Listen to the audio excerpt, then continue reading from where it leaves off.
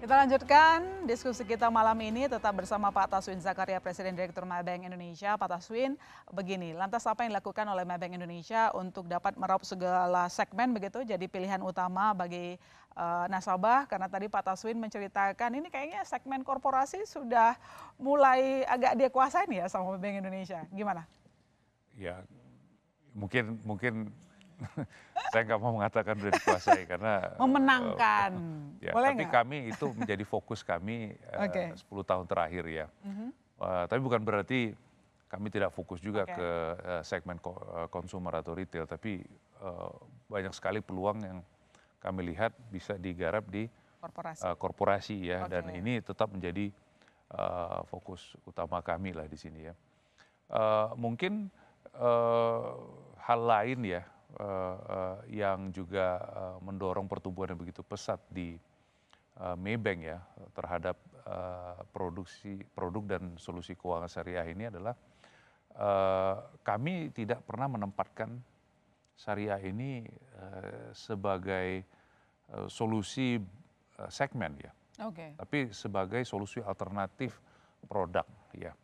Jadi produk alternatif, solusi alternatif, bukan pada segmen yang misalnya hanya ditujukan kepada segmen religi tertentu, Islam misalnya gitu kan, di mana Oke. Ya, ya. beberapa institusi memfokuskan bahwa bisnis syariah mereka itu hanya difokuskan kepada segmen Muslim gitu ya. Ya. Kami tidak. Kenapa? Karena kami percaya solusi syariah ini atau produk syariah ini harus bisa menjadi produk alternatif yang superior atau paling tidak sama dengan yang produk konvensional ya. Ya. Nah, kalau kita terus-menerus menempatkan bisnis syariah ini terhadap segmen agama tertentu, saya pikir akan susah berkembang ya. Karena cita-cita kita sebenarnya produk syariah ini keinginan kita bisa diadopsi oleh seluruh lapisan masyarakat, terlepas dari agamanya apa gitu ya. Karena memang ini disajikan atau diberikan kepada masyarakat untuk memberikan solusi keuangan kepada mereka gitu ya. Nah, jadi saya pikir ini filosofi yang udah kita pegang terus 10 tahun dan ini mungkin yang menjadi pendorong utama kita bisa bertumbuh demikian pesat ya. Syariah First Strategy tadi itu sudah 10 tahun kami adopsi di internal, ya, di mana di dalam Syariah First Strategy tadi kami tidak memfokuskan kepada segmen nasabah tertentu, tapi kepada seluruh segmen nasabah yang kami miliki. Dan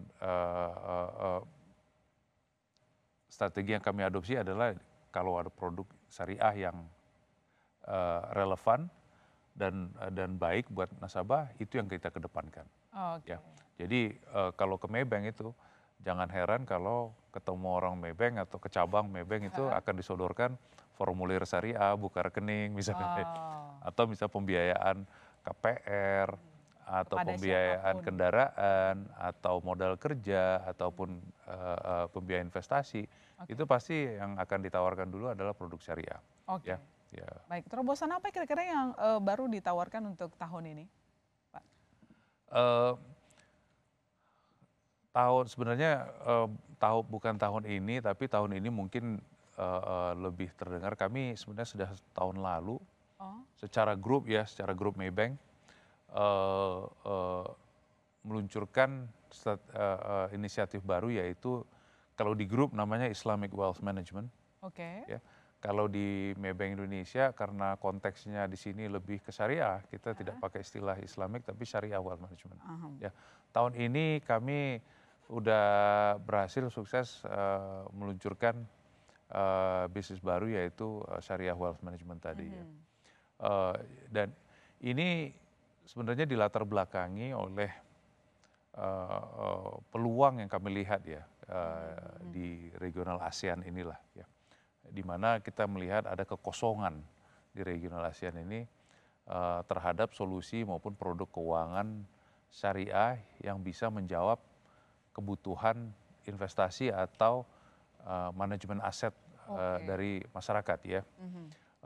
Kalau produk dan layanan konvensional sudah banyak, sudah bahkan kalau saya bilang sudah sangat mature ya, sudah hampir saturated mungkin ya, conventional wealth management. Tapi syariah wealth management itu belum ada kita lihat ya, baik di kawasan regional ASEAN maupun di Indonesia. Berdasarkan ini, di latar belakang ini kami berinisiatif untuk meluncurkan syariah wealth management tadi ya.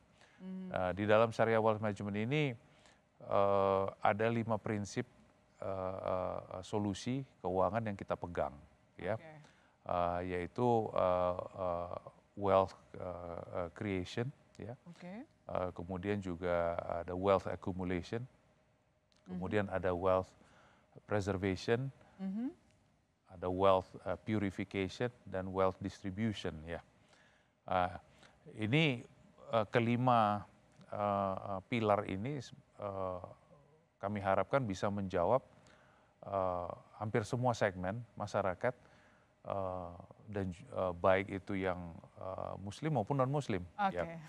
Memang prinsip kami selama ini produk syariah ini harus bisa ke semua lapisan masyarakat terlepas dari agamanya. Tapi dengan adanya nanti wealth purification dan juga wealth distribution, itu kami bisa lebih menjawab kebutuhan dari populasi muslim yang ada di Indonesia.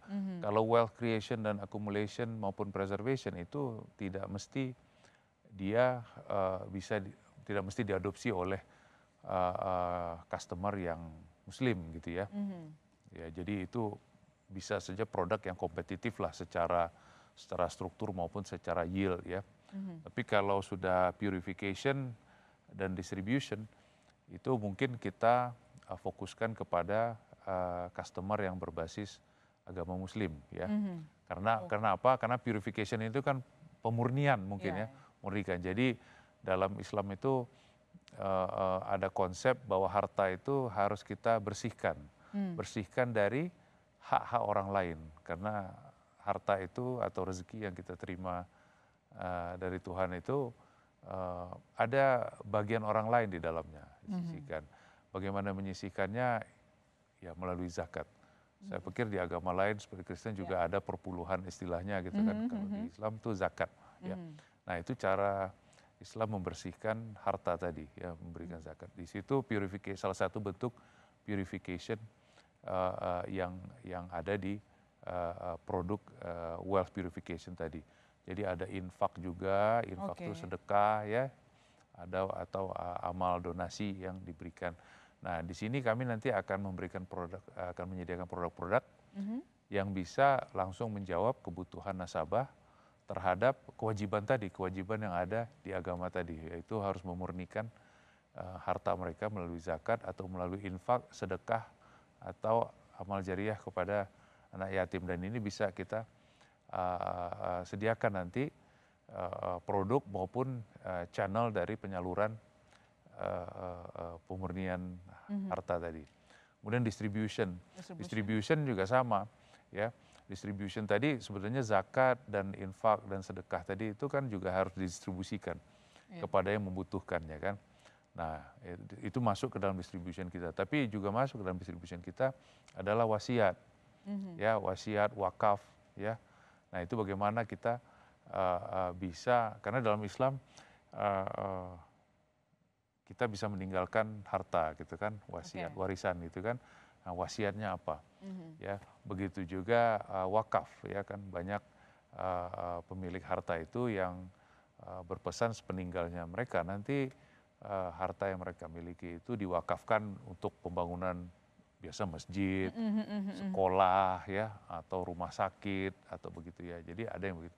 Nah, ini solusi keuangan yang bisa menjawab kebutuhan ini nanti juga akan kami sediakan di dalam syariah wealth management ya, sebagai bagian dari pilar distribusi tadi. Nah, jadi yang dikedepankan oleh wealth management itu lebih ke personal sesuai dengan kebutuhan mereka atau apa kira-kira? Ya, jadi kalau kita lihat tadi ada 5 pilar tadi ya, creation, accumulation, preservation, purification dan distribution. Itu sebetulnya mengikuti perjalanan hidup dari nasabah ya. Oke. Ya, jadi kalau istilah sekarang mungkin istilah kerennya itu persona mungkin ya. Personanya tuh seperti apa gitu kan. Jadi karena dalam perjalanan hidup orang kan masih ada yang ketika dia muda, baru bekerja, baru membina rumah tangga misalnya. Nah itu beda stage-nya dengan yang sudah lebih mapan atau boleh dikatakan midlife lah ya, midlife itu atau yang tahu istilah masalah setengah baya atau apa ya, saya juga lupa. Oke. Setengah baya, ya itu udah lebih matang. Itu beda kebutuhannya, beda lagi ya. Mungkin kalau di awal masih muda, masih baru membina karir, membina rumah tangga, banyak kebutuhan pembiayaan yang diperlukan. Ya. Mungkin investasi belum terlalu dibutuhkan ya pada stage itu.